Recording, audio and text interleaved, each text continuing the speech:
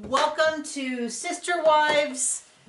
Sorry, no, not welcome to Sister Wives. Welcome to 90 Day Fiance, Season 10, Episode 11, for richer or for poorer.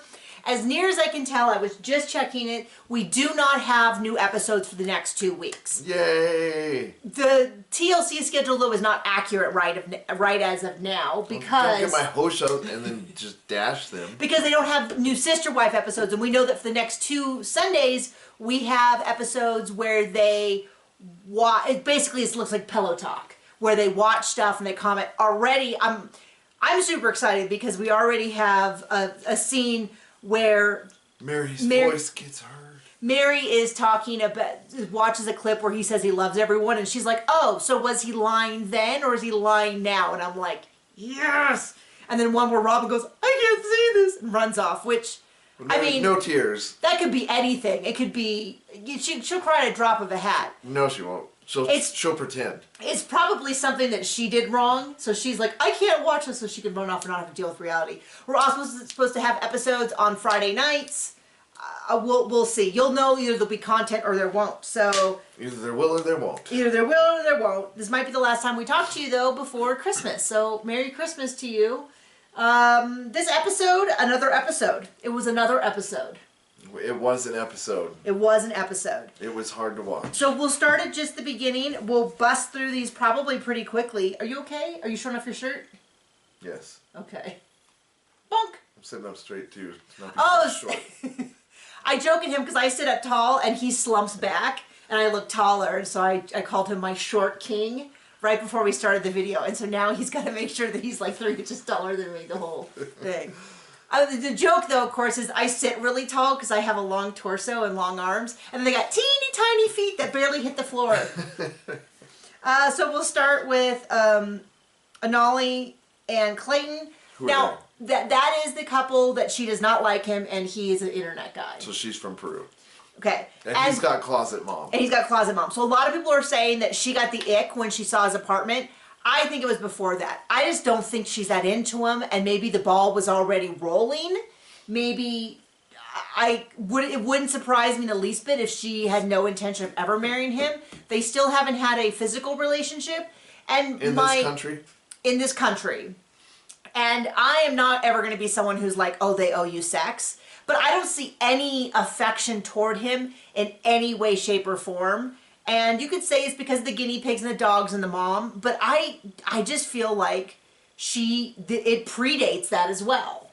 Maybe it's because of them, and she's lost it a month earlier, but I do not think it was like she was all into him and then she saw this and was like, oh, never mind, I'm out. I think she's been out for a long time. So I don't think and also, other than the mom thing, I don't think he's that weird because I was really into World of Warcraft for a long time. And so I knew a lot of guys who had all their friends online. A lot of my friends that I talked to were coming up on 10 years that I've known them and have not met them. So he finally meets one, though. But, they're my writer friends. So, yeah. So the whole thing this episode is they're going to go to California to meet his friend Cameron. California, dude. So, they meet... She's like, well, are you more excited to meet him than you were me? And I feel like that was almost a producer-led question because I don't think there's any part of her who cares. She just doesn't seem like she cares. So they meet. They're really excited. This is the first time that they've met. They're probably thrilled that TLC pays for it. They continue. They go out that night for a double date with his girlfriend V. And he immediately makes a joke about living the virgin lifestyle, and she is pissed. Now, I'm not saying she's wrong for that. I would not... I think it's not a matter of them not having sex because of religious things or personal things. I think they're not having sex as an indication of their relationship. And she's unhappy with that being thrown around. And they leave in the middle of the date. And the buddy... Well, first he gets to ask him, will you be my best man? I'm sure they're thrilled because TLC's paying for it or something. And the friend's like, yeah, that's awesome. That's great. And then... she makes the virgin joke, and they take off midway through the meal. It looks like it goes downhill from then. But I just don't... There's just no part of me who feels like this is... I mean... This is not entertainment. I'm not going to say I'm an empath or I'm psychic or any of those things. But I am saying that she gives off the vibe of someone who barely can stand the man. Yes. and they should not get married because it's not going to get any better. She didn't like how much time he spends at the computer when he was working. Now, I kind of get the, like, not playing video games thing, because it's like that. But then they went out, and she didn't like that either. She doesn't like that he doesn't have enough friends. They went out and visited a friend. He doesn't like that either. She's just not into him in that way. And they should not be doing that. Okay, speaking of two other people who should just not be together. This is annoying me about 90 Day Fiancé. I want a couple of couples I can believe in. I know that we actually believe. I mean, I know that their thing is like, well, we want high drama. I think, and storytelling wise, it's just not believable. These people have been broken up for at least 3 weeks now. You have to have some highs and lows. So you go from a mess to a normal couple, and you go, oh, I get it. Now it's more obvious in retrospect. But I feel like they have too many hot messes this episode. So they have Sophie and Rob. They start fighting about a duvet. Plumbing, and she's still from England land. She wants a duvet, and he's like, why do you have to bark at me first thing in the morning? And I would get his general point, because it is annoying when you first wake up and someone is like harp, harp, harp, harp, harp, or you first get home, like, well, I won't use an example, but, no, I'll use an example from my past. I used to share a place with a gal, and I would get home from work and I'd be exhausted and I just want to decompress, be quiet, because I taught at a university. I'd decompress, not talk to anyone, just like play some light video games. And she would come home and she was very much, and she was like, what are we going to do? We should go do this. We should go do that. And I was like, no, like Totally sounds like you. My battery's gone. Like, I'm done. That you said that sounds like me? No. Okay, so my point is... person you are. My point is, I would generally get his thing about if she's constantly, but he's also acting like a bathroom is really out of order. And I understand that there are countries where that might be but this is the reality. But LA is not one of them. And so, and it doesn't, and I was trying to figure out, does she want specifically a duvet? Or, I mean, they said the word She wants a boyfriend she likes, which is not this guy. Bless you. Bless you. Excuse me. Does she specifically want a duvet, or does she just mean like a quilt top of some kind? Or is it that he has a quilt top and she specifically needs a duvet? I think she just wants a different person. Well, when I was looking at the bed in the background, it looked like maybe he just had a top sheet, which I would struggle to sleep with because I need to be weighted down by some, like, I need to be held down by... Bless you. Excuse me. Oh my gosh. If I was better at editing and had more of a care, I would edit that out. But we do appreciate the 23 of you who watch this from our... Once again, you're our favorite. We really do. I mean, it's nice to have a video that only a few, our most intimate group, watches together. It's an opportunity for me to say things that I wouldn't say in public. It's like it's like its own Patreon level. Because it's like, oh, you want the information I don't share with everyone? Well, that would be this, because only about 1,000 of us watch total, as opposed to the larger videos, which get like 27 or something. But I was trying to figure out what was going on with that. Like, does he have a quilt and she's just mad because it's not specifically a duvet or what? But she said it 1 billion times. And they have this sarcastic sort of a half apology. And I'm just like, they're done with each other. Oh, gosh. They're done with each other. You allergic to me all of a sudden? I don't know. I don't like that. Like, just be done with it. So then they go. Oh, it gets better. They're going to have positive energy. So they go have beers. They go have beers. They go to a sex shop. And I'm already like, you know what I mean? Like, no judgment if you go to sex shops. It's not about that. It's just a matter of like, I don't need to watch them go to a sex shop. And then it's all so, because clearly they didn't just wander into a sex shop and start filming like it's a TikTok. They've gotten permission ahead of time. They've had specific people that have said, sure, I'll be on camera. And at least one of the gals, the brunette, is definitely excited to be on camera in a sex shop and to put it out there. It does not feel it does not feel organic at all. I don't for a second buy it. It feels very much like those TikToks of like, oh, here's an accident. Like, look what we caught on camera, and they're like badly acting.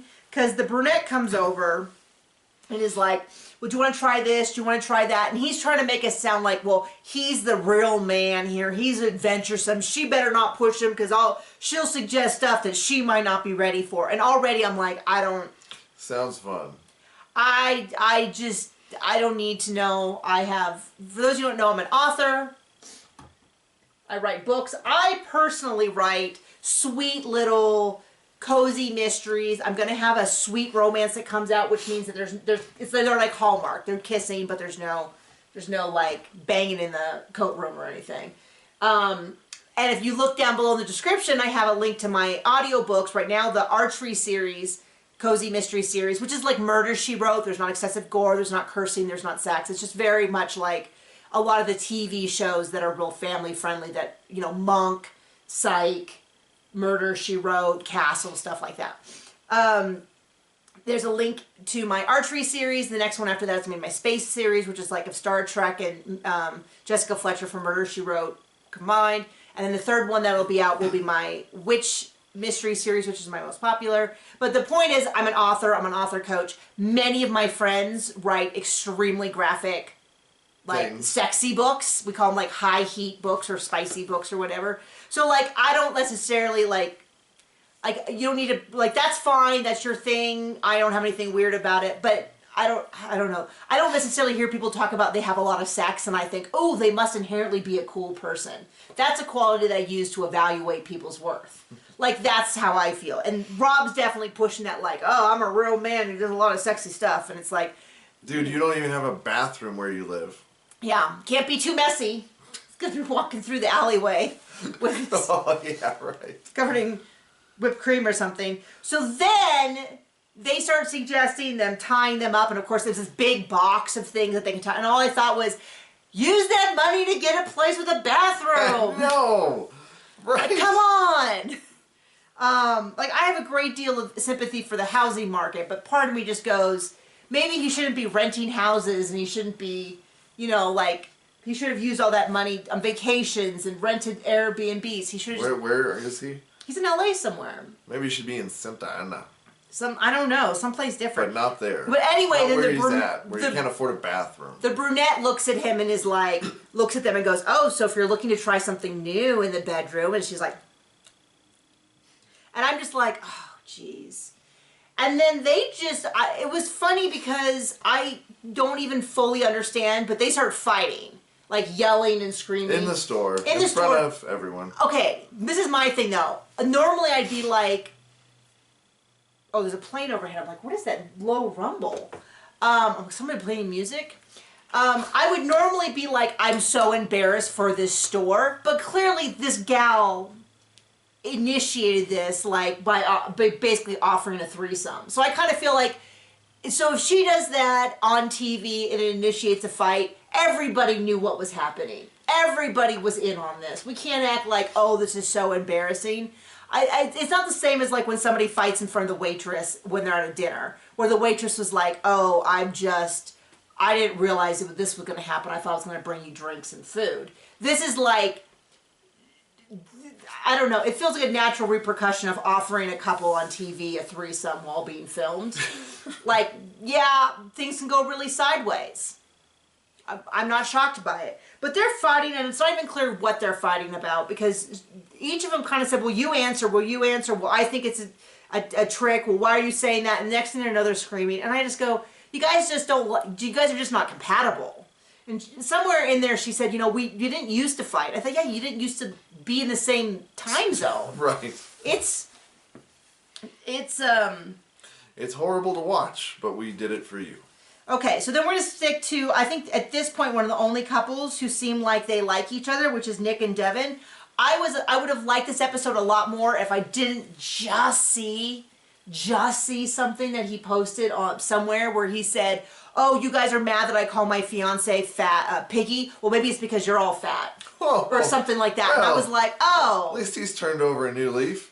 And then she's lost a crap ton of weight, and there's part of you who goes, well, that doesn't seem healthy based on what we've seen. And so there's a part of me that goes, yeah, I'm kind of watching this section with a little bit less enthusiasm than I would have. If I hadn't seen that, then my attitude was it would be a very sweet that they're on a better road, that he seems to have learned a lesson from Dad's conversation. Now I'm not feeling that way, but she says basically her mom's a nag. I don't know. I didn't see it. Doesn't mean it doesn't happen. But I didn't see it on the show.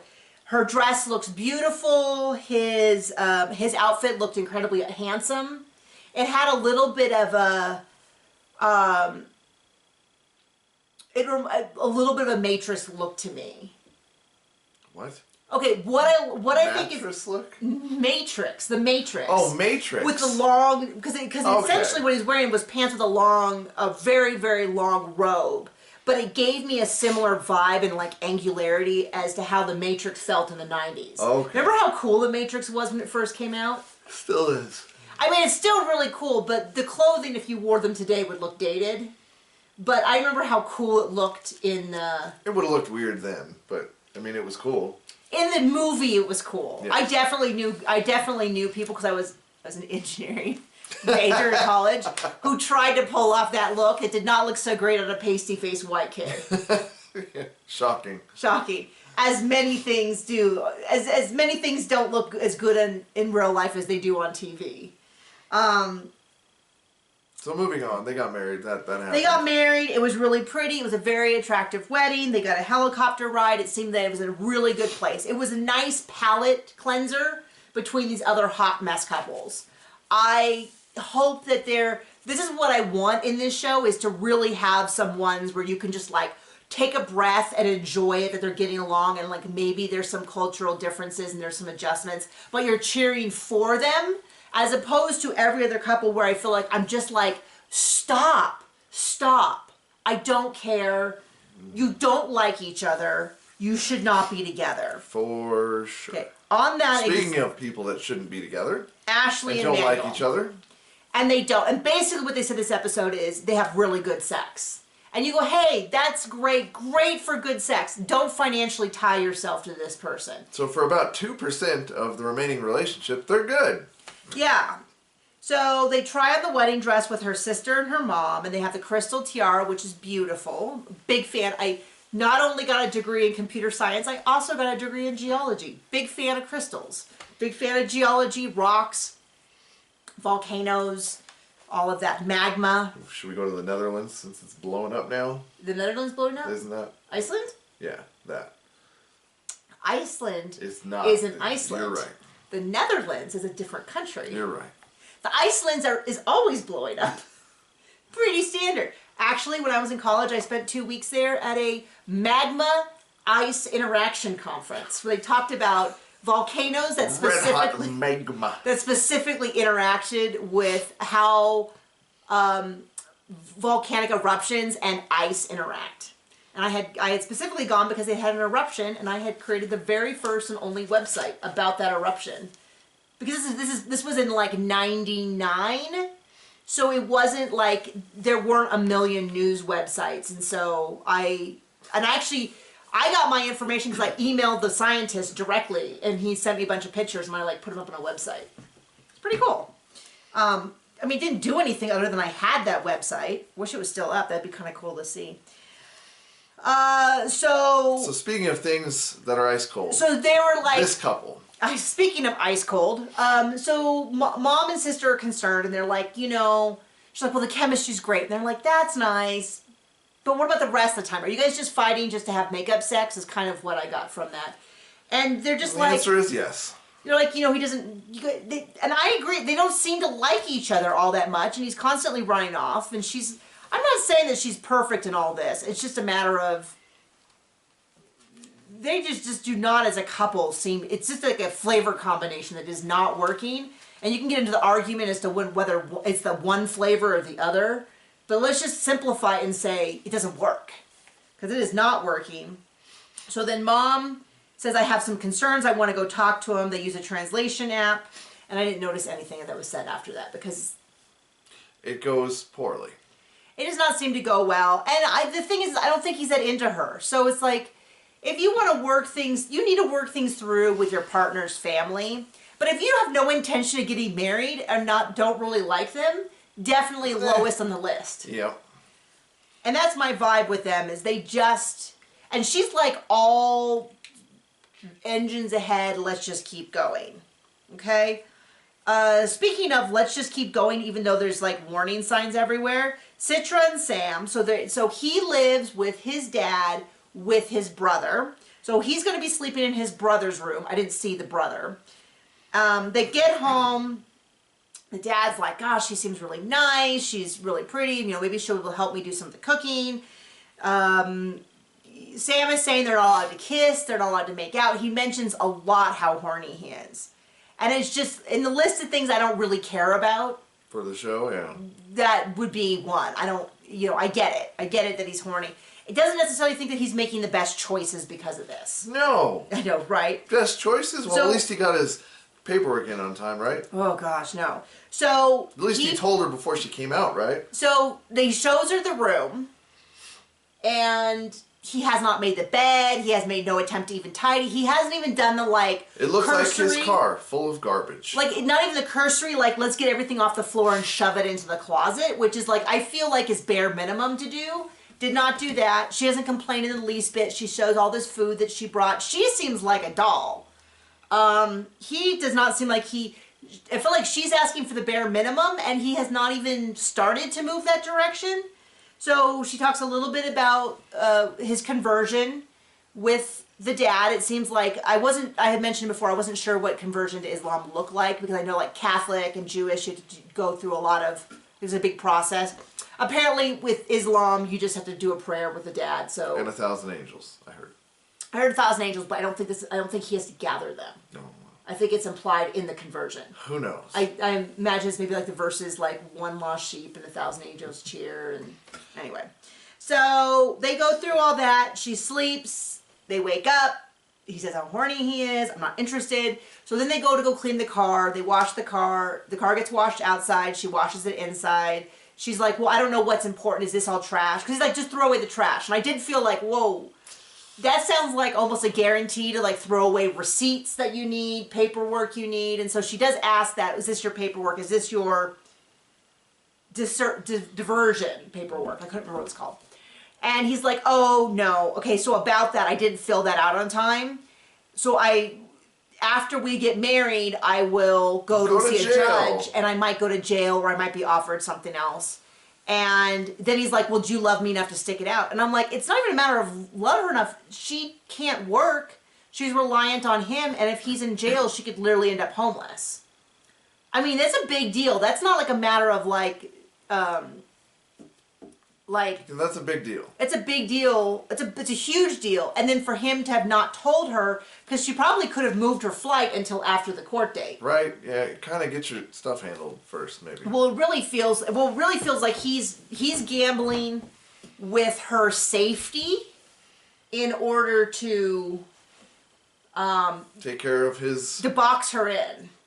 Sorry. There's a joke there somewhere. Anyway.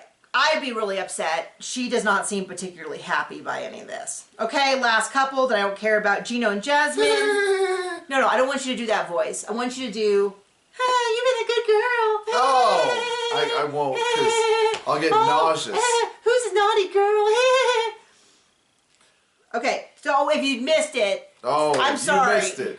And you should be happy. So they go to the beach, she's in a little swimsuit, and she's like, you have to put lotion on my back. And so he's like rubbing him on, and he's like, in his high-pitched, nerdy voice, being like, oh, you're a bad girl, aren't you? And it's just a little bit like, oh gosh, oh. And then she goes into the whole thing about how she doesn't want his family there. And at the wedding. I don't even care anymore, because they don't ever... Like, so they're not doing the, like, we had a fight, we made up, we had a fight, we made up. That's what they used to do. They used to, like, have a huge, she'd throw the brush, then the toothbrush, and then they'd apologize, and they'd cry, they make up, and then they have the next fight. Now she says this. About screwing Dane and having it on tape. And so she just goes up, and they just fight, and they never resolve anything, and I just don't care. Because, one, I know they're not going to break up, because nothing matters. Clearly nothing has consequences. Two, and so she's like, well, I don't want your family there. And I could get into the like, well, do you have family there? Do you invite family if they're not supportive and all that? Because I go, she's holding back lies. I just don't care. Whatever they're doing. So no more family. So she's going to give them one more chance. We'll see. I felt, though, like, what about the lady she went to go get her nails done with? Is she not invited either? Because I thought they were okay. And then she's like, well, she can have an OnlyFans, but he can't go to a strip club.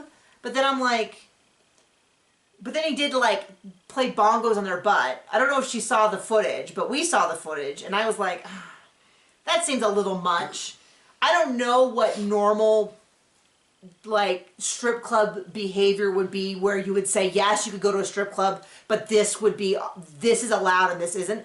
That is not, in the grand scheme of things that I have life experience with, that is not one of them. So I don't know what would be considered where you would say, yes, you can go to a strip club, but no, you can't do these other things, because I've never had a serious partner who went to a strip club.